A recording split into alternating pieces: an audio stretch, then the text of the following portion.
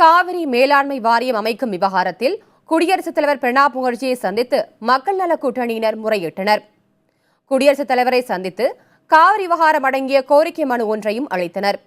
அதுகுறித்து நடவடிக்கை எடுப்பதாக பிரணாப் முகர்ஜி தெரிவித்ததாக செய்தியாளர்களிடம் மக்கள் நல கூட்டணி தலைவர்கள் தெரிவித்தனர். இரு மாநில முதல்வர்களும் பலமுறை சந்தித்து பேசியும் எந்த தீர்வும் ஏற்படவில்லை என்று மதிமுக பொதுச் செயலாளர் வைகோ தெரிவித்தார். தமிழக விவசாயிகளுக்கு 2000 கோடி ரூபாய் இழப்பு ஏற்பட்டுள்ளதாகவும் காவிரி மேலாண்மை வாரியத்தை மத்திய அரசு உடனடியாக அமைக்க வேண்டும் எனவும் அவர் வலியுறுத்தினார்.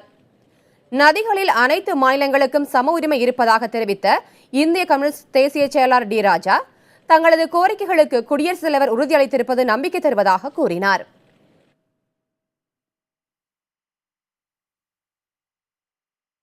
காவிரி மேலாண்மை வாரியம் அமைப்பது தொடர்பாக தங்களது கோரிக்கைகளை குடியரசுத் தலைவர் மிகுந்த அனுதாபத்துடன் கேட்டதாக வைகோ கூறியுள்ளார்.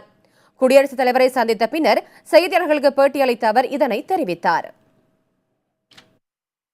மிக அனுதாபத்தோடு கேட்டார்கள்.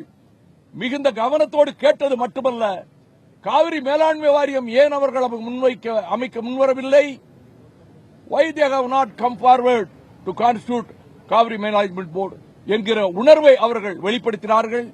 ஆகவே அனுதாபத்தோடு இதை பரிசீலிப்பதாக I will look into it என்று சொல்லியிருப்பதனால் எங்களுக்கு மத்திய அரசிலே நீதி கிடைக்கவில்லை, மோடி அரசாங்கத்திடம் எங்களுக்கு நீதி கிடைக்கவில்லை, அதனால் ஏற்பட்டிருக்கிற நிலைமையை குடியரசுத் தலைவர் கவனத்துக்கு கொண்டு வருவதற்காக நாங்கள் வந்திருக்கிறோம் என்று கூறினோம்.